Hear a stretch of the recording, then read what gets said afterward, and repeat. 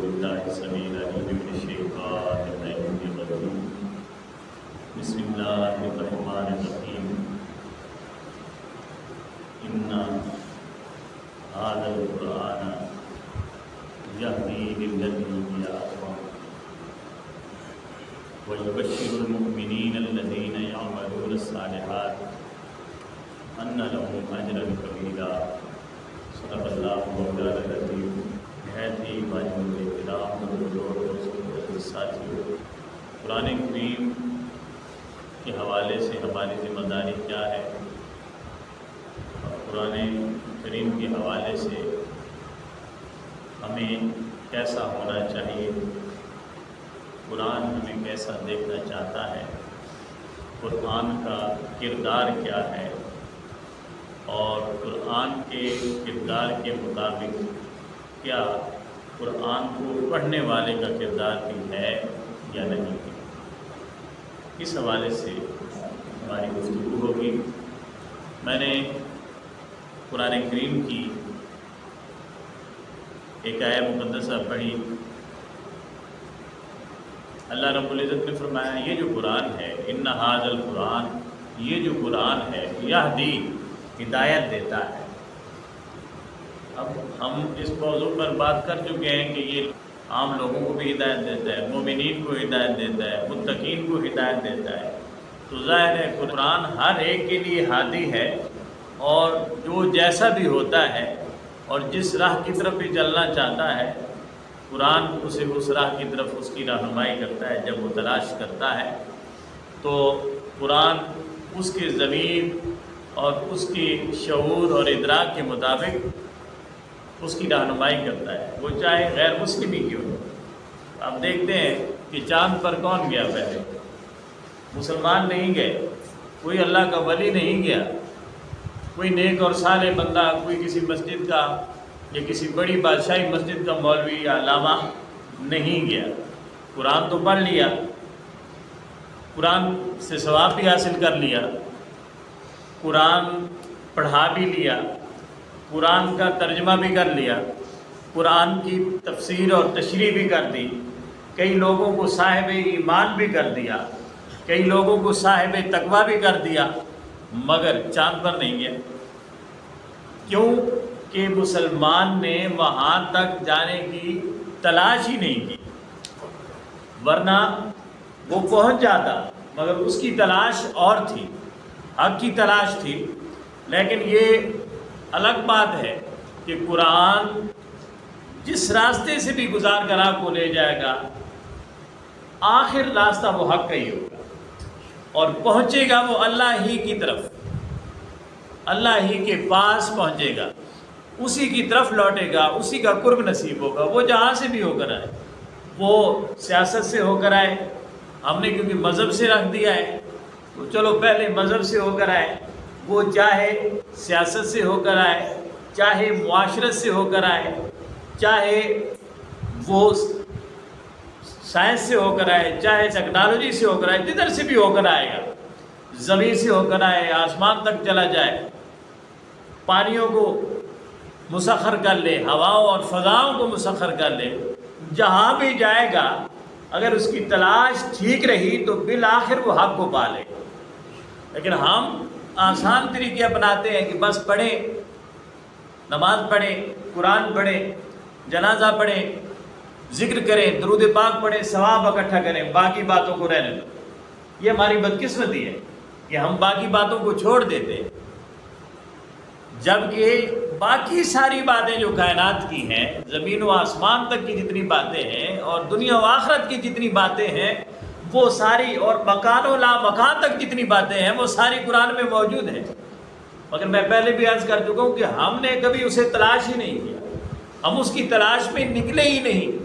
ہمارے آخر سے آخر ہماری تلاش ثواب تک ہوتی ہے، اسے پڑھ لو اتنا ثواب مل جائے گا، 10 گنا مل جائے گا، 700 گنا مل جائے گا، اور اللہ چاہے گا تو اس سے بھی زیادہ دے گا۔ آپ ذرا غور کریں اور دیانتداری اور امانت داری سے بتائیں کہ کیا ہمارے محفلوں میں، ہماری مجلسوں میں، ہمارے ٹی وی کے پروگراموں میں ثواب کے علاوہ کوئی چیز ہے؟ کوئی نظر نہیں آتی۔ کوئی یہ نہیں کہتا کہ قرآن پر اس طرح عمل کرو تو یہاں پہنچاتا ہے، ہر کوئی کہتا ہے اتنا ثواب مل جائے گا۔ یہ ایک بدقسمتی ہے۔ ثواب کہتے ہیں لوٹنے کو۔ ثواب کسے کہتے ہیں؟ لوٹنے کو۔ یہ ہم نے کپڑے پہنے ہوئے اسے عربی میں ثوب کہتے ہیں۔ تو ثوب کیا ہے؟ وہ لباس، وہ کپڑا جو جسم پر لوٹ جائے، اسے لپیٹ لے، اسے اپنی لپیٹ میں لے لے، اسے ڈھانپ دے، اسے ثوب کہتے ہیں، اسے لباس کہتے ہیں۔ اور اللہ رب العزت نے فرمایا لباس التقوی ذالک خیر، تم اس لباس کے پیچھے پھرتے ہو، ایک تقوی کا لباس بھی ہے جو سب سے خوبصورت لباس ہے، جو سب سے پائیدار، سب سے قیمتی لباس ہے، وہ تقوی کا ہے۔ اب تقوی دکان پر بکنے والی چیز نہیں ہے۔ تقوی کسی اچھے پارچہ فروش یا کپڑا فروش کے پاس، اس کی دکان کلاتھ ہاؤس میں آپ کو تقوی نہیں ملے گا۔ تقوی اہل تقوی کے پاس سے ملے گا، متقین کے پاس سے ملے گا۔ اور ہم ادھر تب جائیں کہ ہم ثواب کی گردش سے نکلیں تو ادھر جائیں۔ ہم تو یہی بیٹھ کر مسجد میں ثواب کما لیتے ہیں، تو ہمیں کہیں جانے کی اور اس کی تلاش کی ضرورت نہیں ہے۔ ہم تو چاند سورج کی طرف تو بعد میں جائیں گے، ہم تو تقوی کی طرف بھی نہیں جا سکے۔ تو یہ قرآن ہدایت دیتا ہے انسان کو، رہنمائی کرتا ہے انسان کی، اور حق تک پہنچاتا ہے، اور اس چیز تک، اس راہ تک پہنچاتا ہے التی ہے یا اقوام، جو سب سے زیادہ درست ہوتی ہے، جو سب سے زیادہ درست ہوتی ہے۔ کس کے نزدیک؟ قرآن کے نزدیک اور اللہ کے نزدیک اور رسول کے نزدیک۔ جو سب سے زیادہ معتبر چیز ہو، جو سب سے زیادہ معتبر مقام ہو، اور جو سب سے زیادہ قابل اعتبار ہو، سیدھی ہو، درست ہو، اس چیز کی طرف رہنمائی کرتا ہے۔ اب قرآن کو پڑھیں تو الحمد، ہم نے اس کی تشریح کی تھی، الحمد سے لے کر والناس تک پڑھیں تو کیا اس میں احکامات نہیں ہیں؟ اس میں تعلیمات نہیں ہیں؟ اس میں توحید کا ذکر نہیں ہے؟ اس میں رسالت کا ذکر نہیں ہے کیا؟ اس میں خود اس قرآن کے کتاب ہدایت ہونے کا ذکر ہے کہ نہیں ہے؟ اس میں سچ بولنے کا ذکر ہے کہ نہیں؟ اس میں جھوٹ سے بچنے کا ذکر ہے کہ نہیں؟ اس سے بہتان اور الزام سے بچنے کا ذکر ہے کہ نہیں؟ اس سے چغلی سے بچنے کا ذکر ہے کہ نہیں؟ اس سے ادب بارگاہ رسالت اس میں موجود ہے کہ نہیں؟ اس میں ادب اولیاء کرام اس میں موجود ہے کہ نہیں؟ والدین کے حقوق اور آداب اس میں ہے کہ نہیں؟ رشتہ داروں کے، اعزا و اقارب کے، اور عام مخلوق کے اور جانوروں کے حقوق اس میں ہے کہ نہیں؟ سب کچھ ہے، مگر ہم نے کیا ڈھونڈا اس میں؟ ثواب۔ ہم نے کیا ڈھونڈا؟ ثواب ڈھونڈا ہے، اور کوئی چیز۔ باپ کو گالیاں دے رہا ہے بندہ، اور قرآن پڑھتا جا رہا ہے کہ ایک حرف کے بدلے 10 نیکیاں ملیں گی۔ جس نے نیکیاں لے کر دینی تھی اسے گالیاں دے رہا ہے، اور کہتا کیا ہے کہ مجھے 10 نیکیاں ملیں گی۔ باپ کو، ماں کو گھسیٹ رہا ہے اور کہتا ہے میں قرآن پڑھوں گا 10 درجے بلند ہو جائیں گے، 10 درجے بلند ہو جائیں گے۔ کسی پڑوسی کا، رشتہ دار کا، اپنے بھائی کا، یتیموں مسکینوں کا حق کھا رہا ہے، اور کہتا کیا ہے مجھے 10 نیکیاں، 10 درجے بلند ہو جائیں گے۔ اب یہ ممکن ہے؟ قرآن میں ہر چیز موجود ہے، مگر ہم نے الحمد سے والناس تک ثواب کے علاوہ کچھ پڑھا ہی نہیں ہے، حالانکہ یہ پورا نصاب حیات ہے، پورا نصاب حیات ہے۔ اس پر ہم تفصیل سے گفتگو کر چکے ہیں کہ یہ پورا نصاب حیات ہے، مگر ہم نے اسے کتاب ثواب سمجھ لیا ہے، کتاب ثواب سمجھ لیا ہے۔ تو یہ کتاب ثواب، تو میں پہلے بھی عرض کرتا ہوں کہ یہ تو ویسے ہی ثواب تو ویسے ہی مل جاتا ہے، ویسے ہی مل جاتا ہے۔ اصل کام کتاب کا وہ نصاب ہے، اس پر عمل کرنا ہے۔ تو اللہ رب العزت نے فرمایا ان ھذا القرآن یہدی للتی ہی اقوم، قرآن رہنمائی کرتا ہے، ہدایت کرتا ہے اس چیز کی طرف جو قرآن کے نزدیک سب سے زیادہ درست ہے، سب سے زیادہ درست ہے۔ تو قرآن میں، قرآن کے نزدیک سب سے زیادہ درست کیا ہے؟ اس کی تعلیمات۔ سب سے زیادہ درست کیا ہے؟ اس کی تعلیمات ہیں، اور تعلیمات کا مقصد اور مفہوم اور تعلیمات کا سبب کیا ہے کہ جدھر سے آئے ہیں ادھر ہی جانا ہے۔ یہ تعلیم ہے بنیادی قرآن کی۔ میں پڑھتا رہتا ہوں وما خلقت الجن والانس الا لیعبدون انا للہ و انا الیہ راجی تو ادھر سے آئے اور ادھر ہی کو ہم نے جانا ہے. تو تعلیمات کا ایک ہی نقطہ ہے کہ بندہ جو رب سے بچھڑا ہے اور وعدہ کر کے نکلا ہے, کالو بلا کر کے کہہ کے نکلا ہے, وہ پھر اپنے رب کی طرف لوٹنے کے قابل ہو جائے, لوٹنے کے قابل ہو جائے. مگر ہم نے ثواب اکٹھے کر دیے, ثواب اکٹھے کر دیے. حدیث شریف میں ایک سنا دوں, حضور اکرم صلی اللہ علیہ وسلم فرماتے ہیں کہ قیامت کے روز آپ نے پوچھا سب سے بڑا مسکین کون ہے, سب سے بڑا مسکین کون ہے؟ تو صحابہ کرام نے مختلف باتیں کی. آقا وہ جس کے پاس سامان نہیں, جس کے پاس رہنے کے لیے گھر نہیں, جس کے پاس کھانے کے لیے کوئی چیز نہیں, جس کے پاس بستر نہیں, جس کے پاس فلاں چیز نہیں, فلاں چیز نہیں. تو آقا نے فرمایا نہیں, مسکین وہ نہیں ہے, مسکین وہ ہے جو قیامت کے روز جائے گا اور نیکیوں کے انبار ہوں گے اس کے پاس. کیا ہوں گے؟ ہم حیران ہوئے کہ نیکیوں کے انبار ہیں اور ہے کیا؟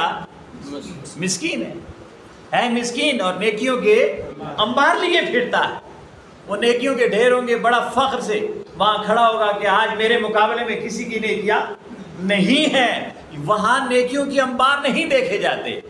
حضرت ایک صحابی حضرت عقیل انصاری رضی اللہ تعالیٰ عنہ جب غزوہ کے لیے, غزوہ تبوک کے لیے غالباً رسول کائنات نے سامان مانگا نا کہ اپنی مدد کرو, مجاہدوں کی مدد کرو, تو حضرت فاروق اعظم نے کتنا سامان دیا تھا؟ آدھا گھر کا آدھا سامان. حضرت صدیق اکبر نے کتنا دیا تھا؟ سارا سامان دیا تھا. حضرت عثمان غنی نے سینکڑوں اونٹ دیے اور گھوڑے دیے لاد کر, اور 7 تلواریں دی, زریں دی, یعنی پورا ایک سامان دیا. اور حضرت عقیل رضی اللہ تعالیٰ عنہ یہ بالکل غریب اور نادار تھے, مسکین تھے, کچھ بھی کھانے پینے کے لیے نہ تھا ان کے پاس. یہ سوچنے لگے اب میں کیا دوں, اب میں کہہ دوں. ہم کہتے ہیں نا یار 1000 والا تو دے, جس کے پاس ہے ہی 10 وہ کیا دے, وہ ایک تو دے سکتا ہے, ایک تو دے سکتا ہے. لیکن ہم کہتے ہیں کہ ہمارے پاس پہلے ہی نہیں ہے, ہم کیا دیں. وہ جو 2 گنا 6 گنا دینے والا ہے اسے دے کر تو دیکھے نا کہ وہ کیسے لوٹاتا, کیسے. اسے ثواب کہتے ہیں کہ آپ اسے دیں وہ لوٹائے گا آپ کی طرف, اسے کہتے ہیں ثواب. آپ کہتے ہیں پڑھتے جائیں لوٹتا جائے, کریں کچھ نہیں اور لوٹے بھی بہت کچھ لوٹے, لیکن ایسا اس کی عدالت میں ممکن نہیں ہے. حضرت عقیل سوچنے لگے, بالآخر انہیں خیال آیا کہ فلاں یہودی ہے, اس کا ایک باغ ہے کھجور کا, اسے رات کو پانی دیتا ہوں اور پانی دے کر جو مزدوری ہوگی. اب یہ بات بڑے حوصلے کی سننے والی ہے, کیونکہ لوگوں میں وہ سننے کی کیفیت نہیں رہی, اس لیے ہم سناتے بھی ذرا کم ہیں, اور پھر سناتے ہوئے بھی اپنے آپ کو قابو میں رکھ لیتے ہیں.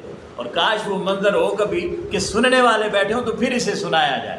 تو آقا فرماتے ہیں وہ حضرت عقیل رات کو اس باغ میں چلے گئے, مزدوری کی, پانی دیا, اور صبح باغ کے مالک نے چند کھجوریں دے دی.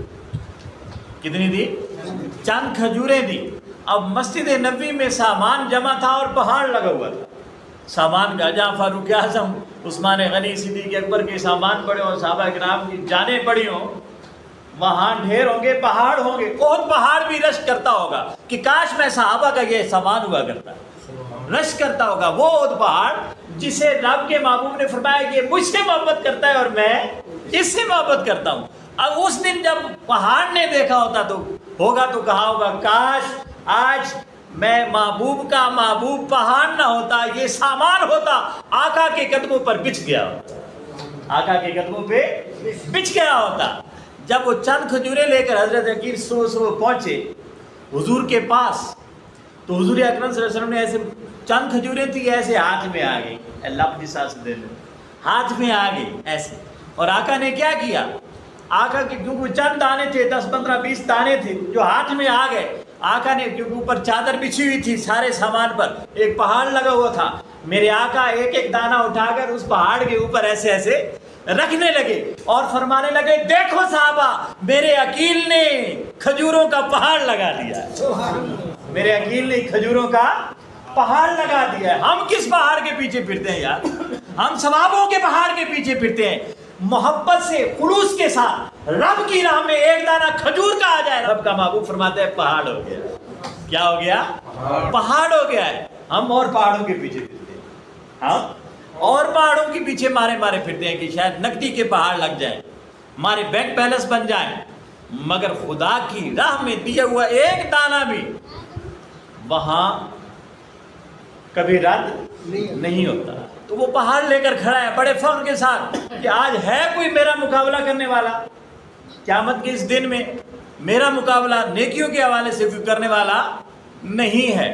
اتنے میں لوگ اکٹھے ہو گئے کیونکہ عدالت ہو رہی تھی، فیصلہ ہو رہا تھا۔ کوئی کہنے لگا باری تعالیٰ اس نے مجھے گالی دی تھی، اللہ فرمایا کہ اس کا اتنا سامان اسے اٹھا کر دے دو، اتنا سامان۔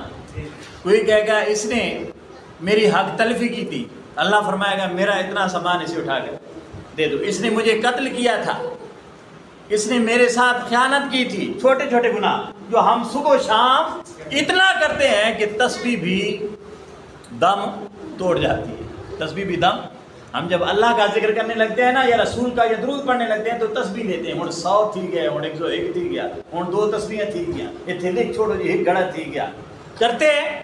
کبھی جھوٹ کو، بہتان کو، الزام کو، خیانت کو، بددیانتی کو، کرپشن کو، اس چیز کو بھی گنا کرو کہ ہم نے دن میں کتنی کی ہے۔ 100 بار درود تو پڑھ لیا، وہ جو ہزاروں بار گناہ کی ہے وہ کدھر گئے، وہ کس کھاتے میں جائیں؟ آپ اس بارے میں ہم خوش ہیں کہ شاید اب 10 نیکیاں ہر حرف کے بدلے مل گئی اور اللہ کا درود اور اللہ کے محبوب کا درود بھی ہم پر آ گیا، ہم جو مرضی کرتے رہے۔ ایسا نہیں ہے، ایسا نہیں ہے۔ تو دوستان دی وقار، وہ شخص چھوٹے چھوٹے جو لوگ آ گئے، اس نے میرے ساتھ یہ کیا، یہ کیا، یہ کیا۔ ہم یہ جو فصلوں میں جاتے ہیں عام طور پر عورتوں کی عادت ہے کہ اچھی پالک کھڑی ہے، اچھا وہ سرسوں وغیرہ کھڑی ہے تو ہم ساگ بنا لیتے ہیں کہ چلو نہیں مائی ہتھو کتی بنا، ہوتا ہے کہ نہیں ہوتا؟ ٹماٹر نے لیا، کسی کی مرچیں اٹھا لی، کسی کا دھنیا تھوڑا سا کرا کے پہ بہنا، نہیں تو کے پہ تھی نا، یہ ساری چیزیں وہاں تھی، وہاں یہ سب گنا ہوا تھا۔ اللہ رب العزت ایک ایک چیز یہ فرشتوں کے ذریعے لکھوا کر رکھ دیتا ہے، اور وہ وہاں یوں ہی نہیں کہے گا تو نے یہ کیا۔ بندہ کہہ سکتا ہے مولا میں نے کہاں کیا، تو خالق ہو کر مالک ہو کر جھوٹ بول رہا ہے معاذ اللہ، میں نے کہا کیا۔ اللہ کہے گا یہ لے کتاب پڑھ کیا کیا کیا۔ تو اتنی سی بات جو ہمارے ہاں کوئی حیثیت ہی نہیں رکھتی، اللہ نے وہ بھی لکھ کر رکھ دی ہے۔ حضور فرماتے ہیں کہ ایک بار کا پڑھا ہوا درود بھی رب سنبھال کر رکھ لیتا ہے۔ آنکھ جو تر ہوئی خوف خدا میں یا ہجر مصطفیٰ میں، اللہ اس تری کو بھی سنبھال کر رکھ لیتا ہے، اس تری کو بھی سنبھال کر رکھ لیتا ہے۔ تو دوستان دی وقار، وہ شخص کھڑا ہے اور اس کے مال میں سے، پہاڑوں میں سے تھوڑا تھوڑا تھوڑا تھوڑا نکلتا جا رہا ہے۔ بالآخر وہ سارا پہاڑ ختم ہو گیا۔ کچھ لوگ تا حد نظر کھڑے ہیں اور عرض کرتے ہیں بارگاہ خداوندی میں کہ مولا ابھی ہمارا حساب تو باقی تھا ہمارا حساب، اور اس لیے تو سارا ختم ہو گیا۔ اللہ فرمائے گا پریشان نہ ہو، اب ایسا کریں آپ کا حساب اس کے ذمہ باقی ہے، فرشتوں لے آؤ، اس کے کتنے گناہ ہیں، کتنے اس بندے کے جس کا حساب اس کے ذمہ باقی تھا، اس کے گناہ بتاؤ۔ کہیں گے اتنے گناہ ہیں، کہا اللہ فرمائے گا وہ سارے گناہ اٹھا کر اسے دے دو، وہ سارے گناہ اٹھا کر اسے دے دو جو نیکیاں لے کر بڑے غرور سے گیا تھا۔ غرور زہد نے سکھلا دیا ہے واعظ کو کہ بندگان خدا پہ زبان دراز کرے، جو ذرا نماز 2-4 پڑھ لے نا اس کے سامنے انسان ہی نہیں لگتا۔ ہم 2-4 دن قرآن پڑھ لیں، مسجد کی طرف آ جائیں، ہمارے شعور اور ادراک پتہ نہیں کہاں ہواؤں میں اڑنے لگتے، اور ہمیں کوئی انسان پھر انسان لگتا ہی نہیں ہے، کیڑے مکوڑے بھی نہیں لگتے۔ تو وہ اس کے گناہ سے دے دیے جائیں گے۔ پھر دوسرا آئے گا میرا حساب ہے، آپ کے کیا گناہ ہے؟ اس نے مثلا قتل کیا، زنا کیا، کیا کیا کیا، اللہ فرمائے گا اس کے سارے گناہ جس کے کھاتے میں ڈال دو۔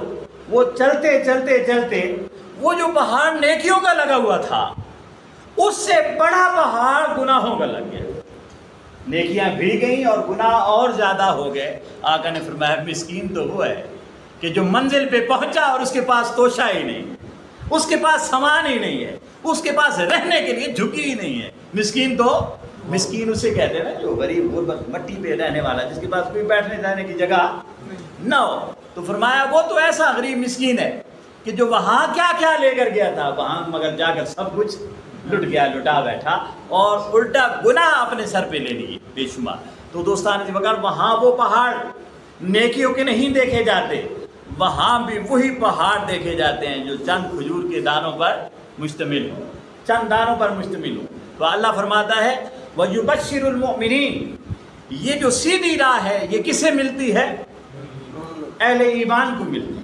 کسے ملتی ہے؟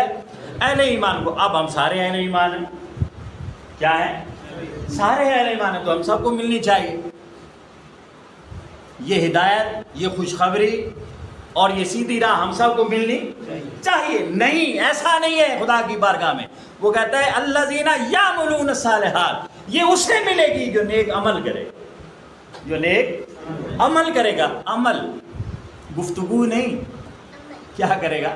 عمل کرے گا. ہم گفتگو کرتے ہیں، اللہ فرما رہا ہے جو عمل کرے گا.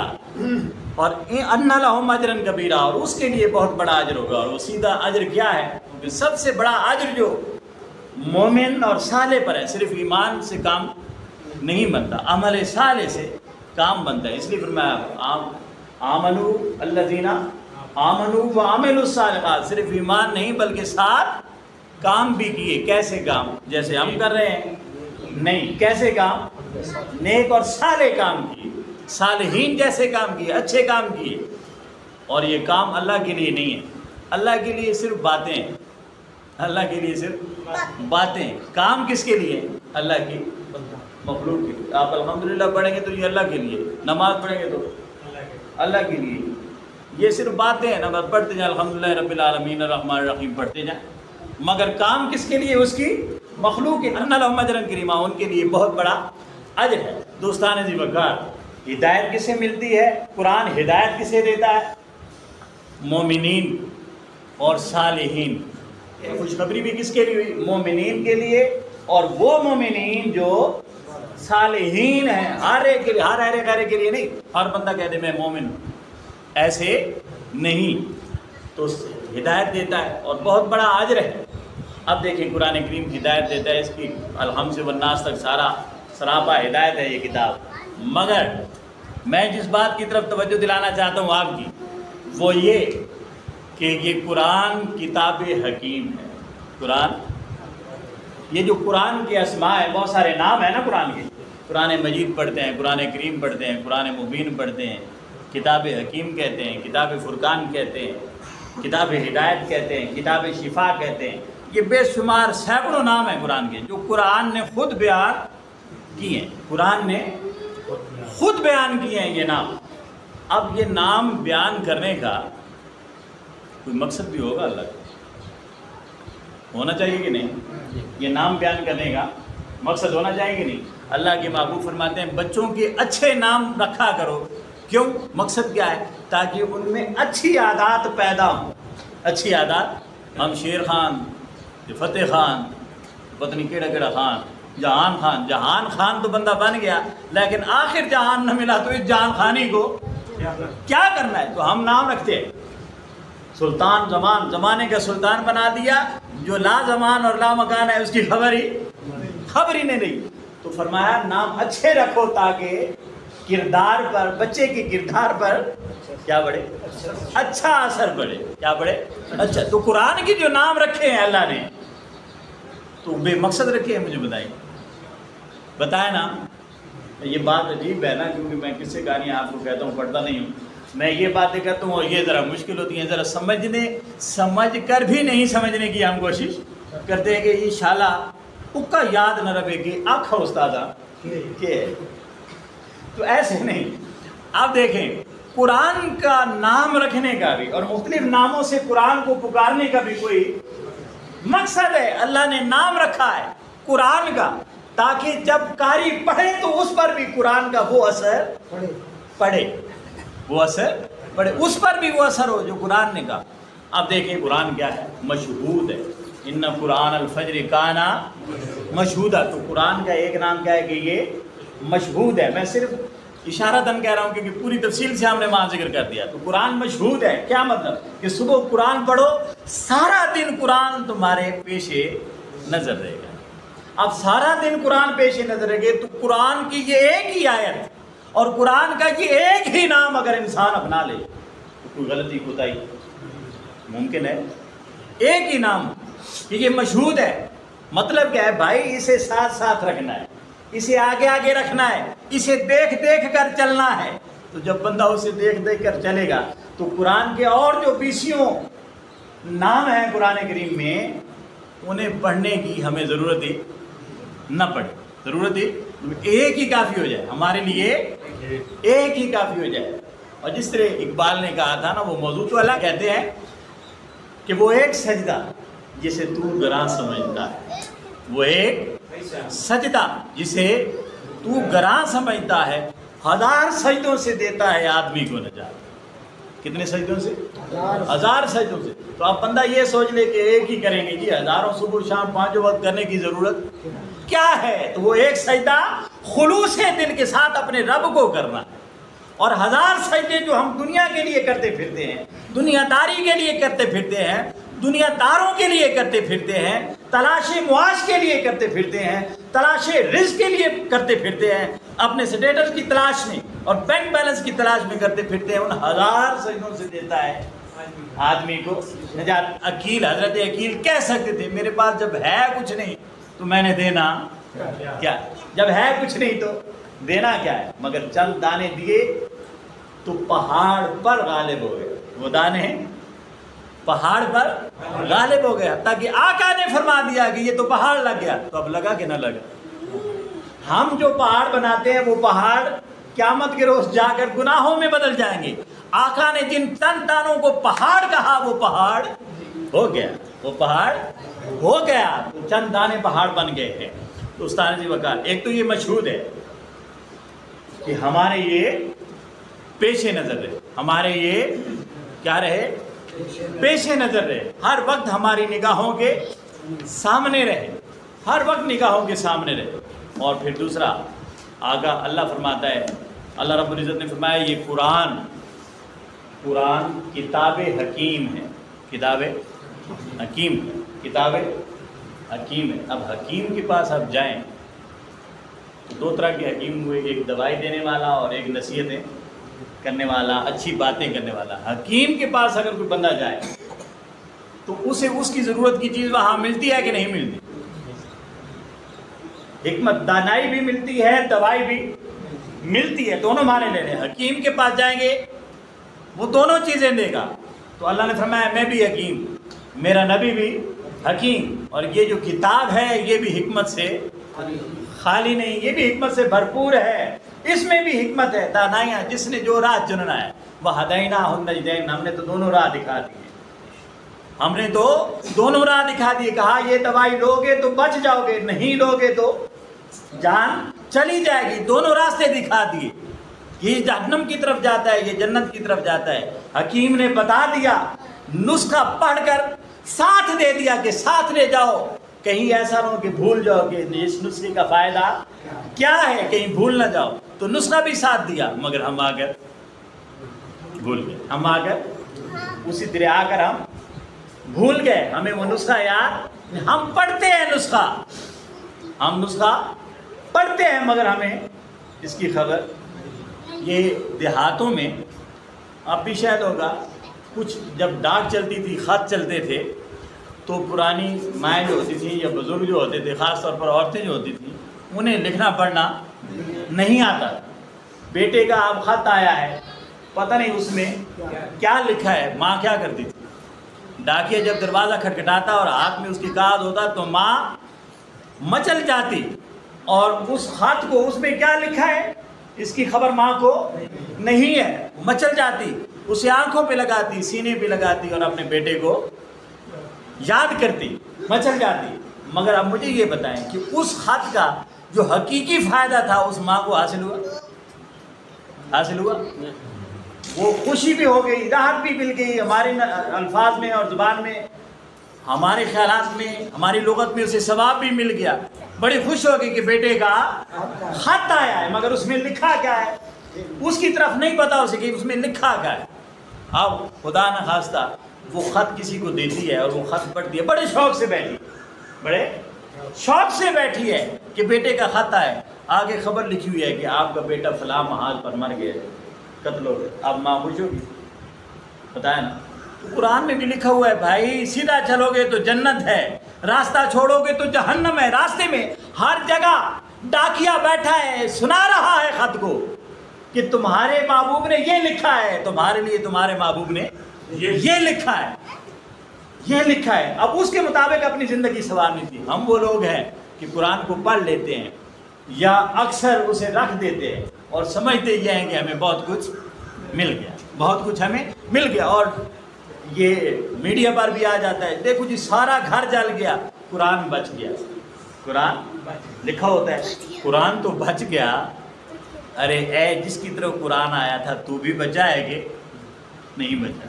تو نے بھی کوئی سامان کیا بچنے کا؟ قرآن الفاظ ہے، کاغذات ہے، آگ لگنے کی چیز ہے، اسے آگ لگ جانی چاہیے تھی مگر نہیں لگی. تو جب خالی وہ کتاب، وہ کاغذ، خالی کورے کاغذ جن پر قرآن کے حروف لکھے ہوئے ہوں اور وہ غلاف جو اس قرآن پر چڑھا ہوا ہو، سارے گھر کو جلا دینے والی آگ اس قرآن کو نہیں جلاتی، تو اگر ہم صاحب قرآن ہو جائیں، اگر ہم صاحب قرآن ہو جائیں، ہم قرآن پر عمل کرنے والے ہو جائیں، تو پھر ہمیں آگ جلائے گی. یہیں سے سیکھ لے. ہم نے بڑے لائک بھی کیے، شیئر بھی کیے، کمنٹس بھی دیے، ماشاءاللہ، سبحان اللہ، اللہ اکبر، یہ سچا ثبوت ہے، یہ بولتا ثبوت ہے، فلاں کدھر گئے، فلاں کدھر گئے. یہ لکھا مگر اپنے معنی میں نہیں دیکھا کہ تو کدھر گیا. تو نے تو صرف لکھ دیا، کمنٹ دے دیا، آگے کیا ہوا؟ کیا اس پر عمل کیا کہ یہ کاغذ ہو کر نہیں جلتا تو میں انسان ہو کر، اشرف المخلوقات ہو کر کیسے جلوں گا اور کیسے جل سکتا ہوں؟ تو کہا یہ کتاب حکیم ہے. پھر فرمایا کہ یہ کتاب قرآن علی، قرآن علی. یہ میں سادہ سادہ آپ کو صرف بتا رہا ہوں، ہر حرف پر، لفظ پر بہت سارے تفصیلات ہیں، مگر صرف میں آپ کو بتا رہا ہوں کہ قرآن کے نام ہے. قرآن علی ہے، قرآن بلند مرتبہ ہے، قرآن بلند مرتبہ ہے. آپ ذرا ہم اپنے طرف دیکھیں، سبب تو قرآن کے علی ہونے کا یہ تھا کہ ہم بھی علی ہوتے، ہمارا بھی مرتبہ بلند ہوتا، علی ہوتا، بلند مرتبہ ہوتے. مگر پوری اقوام عالم میں سب سے زیادہ ذلیل کون ہے؟ مسلمان. سب سے زیادہ ذلیل کون ہے؟ تو قرآن کے علی ہونے کا ہمیں کیا فائدہ ہوا؟ کیونکہ ہم نے اس سے وہ سبب پوچھا نہیں ہے کہ یہ علی ہے تو اللہ نے اسے علی کیوں بنایا، اللہ نے اسے علی کیوں؟ یہاں تو ویسے علی پر لوگ اپنی اپنی آراء دیتے ہیں، حضرت علی پر، لیکن تو انہیں تو ٹھیک ہے ایک طرف کرے. یہاں یہ تو دیکھیں نا کہ قرآن بھی علی ہے، علی کے ساتھ کیسے جڑے ہو؟ علی کے ساتھ، اس علی کے ساتھ نہیں تو اس علی کے ساتھ کیسے جڑے ہو؟ اور آقا فرماتے ہیں القرآن مع علی و علی مع القرآن. قرآن علی کے ساتھ ہے اور علی قرآن کے ساتھ ہے. تو قرآن کے ساتھ جڑو تو پتہ چلے علی کون. تعالو نحن ندعو ابنانا و ابناکم و نسانا و نساکم و انفسنا و انفسکم. آؤ تم اپنی اولادیں لے آؤ، ہم اپنی اولادیں لاتے ہیں، تم اپنی عورتیں لے آؤ. مباہلے کے دن آگے نے فرمایا ہم اپنی عورتیں لاتے ہیں، وَأَنفُسَنَا ہم اپنے نفس لاتے ہیں، اپنی ذات لاتے ہیں، وَأَنفُسَكُمْ تم اپنے لوگ لاؤ، تم اپنے لوگ لاؤ. تو احادیث میں ہے اور تواریخ میں ہے کہ رسول اکرم صلی اللہ علیہ وسلم نے جب فرمایا وَأَبْنَانَا تو حسن و حسین کو آگے کیا، وَنِسَانَا ہم اپنی عورتیں لاتے ہیں تو فاطمہ الزہرا کو آگے کیا، وَأَنفُسَنَا میں اپنا نفس لاتا ہوں، اپنی ذات لاتا ہوں تو علی کو آگے کیا. تو قرآن پڑھے تو پتہ چلے نا کہ علی کیا ہے، علی کیا ہے. تو بلند مرتبہ، تو یہ وصف اپنے اندر. پھر فرمایا یہ قرآن کیا ہے، انہ فی ام الکتاب لدینا لعلی حکیم، یہ علی بھی ہے اور حکیم بھی ہے، حکمت والا ہے. پھر اسی طرح فرمایا یہ قرآن نور ہے. کیا ہے؟ نور ہے. اور نور کا کام کیا ہوتا ہے؟ روشنی دینا. تو ہم نے کتنی روشنی دی، ہم نے اس سے کتنی روشنی دی. پھر فرمایا کہ یہ قرآن دل کو طاقت دیتا ہے. قرآن کیا کرتا ہے؟ لِنُثَبِّتَ بِهِ فُؤَادَكَ، ہم نے اتارا ہی اس لیے ہے کہ یہ تمہارے دلوں کو مضبوط کر دے۔ تو ہم ذرا اپنے دلوں کو دیکھیں، ذرا سا کوئی معاملہ ہو تو خدا کے گلے شکوے شروع ہو جاتے۔ ہم میں ثابت قدمی نہیں رہی، ثابت قدم نہیں ہے۔ کچھ کسی نے ذرا دھمکی دے دی تو پاؤں اکھڑ گئے، کسی ملک نے کسی دشمن نے دھمکی دے دی پاؤں اکھڑ گئے۔ تو یہ مضبوط کرنے کے لیے مسلمان کو کیا کرنے کے لیے آیا؟ اس کے دل کو مضبوط۔ اگر یہ مضبوط ہوتا تو ذلیل ہوتا نہیں۔ ہم نے یہ جو اس سے مضبوطی سیکھنی تھی اور طاقت اور قوت سیکھنی تھی، ہم نے سیکھی نہیں ہے۔ دوستان جی وقار، یہ قرآن ہے، قرآن کے جو اسماء ہیں، ہم نے ذکر کیا کہ قرآن کے اسماء کے مطابق اپنے آپ کو اگر مسلمان سنوارنے لگ جائے اور وہ کردار جو قرآن کو رب نے دیا ہے، اگر مسلمان کو بھی وہ کردار مل جائے، اسے دنیا کی عظمتیں بھی نصیب ہوں اور آخرت کی عظمتیں بھی نصیب ہوں۔ مگر بدقسمتی سے ہم نے، وہی بات ہے، ہم نے اسے یہ سیکھا ہی نہیں۔ ہم نے اسے سیکھا، ہم پڑھتے رہتے ہیں، آیات پہ آیات پڑھتے، بے شمار آیات ہیں، پڑھتے رہتے ہیں، مگر ہم اس سے سبق حاصل نہیں کرتے۔ تو دوستان جی وقار، ضرورت اس بات کی ہے کہ آج سے ہم جب قرآن کو پڑھیں تو ہماری آیات میں کہیں نہ کہیں یہ ضرور آئے گا اِنَّهُ لَقُرْآنٌ کریم، یہ کریم ہے، یہ حکیم ہے، یہ مجید ہے، یہ قوی ہے، یہ علی ہے۔ قرآن نے کہا یہ عزیز ہے، یہ مشہود ہے، اور بے شمار نام ہیں۔ جہاں جہاں یہ آئے وہاں اس کی اس تاثیر کو اپنی ذات پر لاگو کرنا ہے۔ قرآن حکیم ہے تو پھر ڈھونڈے کہ کیا مجھ میں کوئی حکمت اور دانائی کی اور خیر کی کوئی بات ہے یا نہیں ہے۔ قرآن مشہود ہے تو کیا میں نے دن کے اعمال میں کسی لمحہ قرآن کو اپنے پیش نظر رکھا ہے یا نہیں رکھا۔ قرآن حکیم ہے تو کیا میرے اندر کوئی حکمت اور دانائی اور شعور اور ادراک کوئی موجود ہے، یا میں جو جہاں جیسے آتا ہے کہہ دیتا ہوں، کہہ ڈالتا ہوں، وقت کی اور حالات کے تقاضوں کو بھی دیکھتا نہیں، کہاں کیا بات کرنی ہے اس پر ہمارا غور و فکر نہیں ہوتا۔ حکیم کی سب سے پہلا جو حکمت اور بات یہ ہے کہ وہ دیکھے، جسے ہم کہتے ہیں پہلے تولے اور پھر بولے۔ تو پہلے ہمیں گفتگو سے پہلے تولیں اور پھر بولیں، اور یہ آپ کی زندگی کا بھی تجربہ ہوگا، ہمارا بھی ہے، کیونکہ ہم اسی معاشرے میں رہتے ہیں۔ اب کوشش کرتا ہوں کہ اس طرف ایسے جملے زبان سے نہ نکلے، اور الحمدللہ کافی حد تک کامیاب بھی۔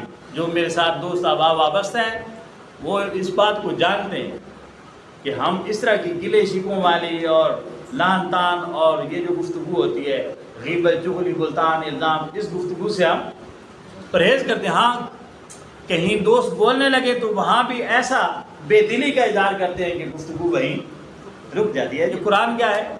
نصیحت ہے، تو اس سے نصیحت حاصل کریں، اس سے عبرت حاصل کریں، اس کے مطابق اپنے آپ کو ڈالنے کی کوشش کریں، تو انشاءاللہ عزیز ہمارا کردار ضرور سنورے گا۔ اور پھر ہم کسی سے کہیں یا نہ کہیں کہ تو قرآن پڑھ، تو نماز پڑھ، تو مسجد میں جا، تو اذان، یہ کہنے کی ضرورت نہیں پڑتی۔ اگر ہم اپنے والدین کا ادب کرتے ہیں تو اولاد کو ادب سکھانے کی ضرورت، تو ہمارا حال تو یہ ہے کہ بیٹا گالی دے، پہلی بات تو لگا ہے بیٹا سن، پھر لگا تاکہ توتلی گال پہ دینا معلوم۔ تو ہم کرتے ہیں کہ نہیں کرتے؟ بھائی ہم کیا فکر لے کر بیٹھے ہیں، ہمارے پاس کیا حکمت ہے جس کے مطابق ہم زندگی گزار رہے ہیں۔ تو بچوں کو ان کے سامنے آپ اپنا کردار پیش کریں، ہم اپنا کردار پیش کریں، تو بچوں کو پھر سکھانے کی ضرورت نہیں پڑتی۔ حضور شیخ الاسلام ڈاکٹر طاہر القادری صاحب فرماتے ہیں کہ مجھے زندگی میں ایک بار بھی ابا جان نے، ان کے والد صاحب ڈاکٹر غلام فرید الدین قادری صاحب، وہ کہتے ہیں مجھے ایک دن بھی ابا جان نے تہجد کے لیے اٹھایا نہیں، تہجد کے لیے اٹھایا نہیں ہے۔ ہوتا کیا تھا، بتیاں ہوتی تھیں، چراغ، لالٹین ہوتی تھی، تو وہ مدھم ہوا پڑتا تھا، جب تہجد کا وقت ہوتا وہ اسے ذرا اونچا کر دیتے اور مجھے ہمیشہ اپنے کمرے میں بٹھاتے۔ اب جب روشنی کی لو تیز ہوتی تو سردی ہے یا گرمی، میں خود کو خود ہی لوٹے کی آواز سے، پانی کی آواز سے، وضو کی آواز سے میں خود کو خود ہی جاگ جاتا تھا. کبھی ایک دن بھی ایسا نہیں آیا کہ باپ نے کہا ہوتا ہے بیٹے اٹھو تہجد کا وقت ہو گیا. تو اب باپ 11 بجے تک سوئے گا تو بیٹا یا بیٹی کہاں تک تہجد پڑھے گی یا نماز پڑھے گی. تو اس لیے اپنے آپ کو درست کرنے کی ضرورت ہے. اللہ رب العزت ہمیں قرآن کو سمجھنے کی بولیں توفیق عطا فرمائے، اور اس سے اگلا مشکل کام یہ ہے کہ اس کے مطابق پھر ہمیں عمل کرنے کی توفیق عطا فرمائے. وما علینا الا البلاغ المبین.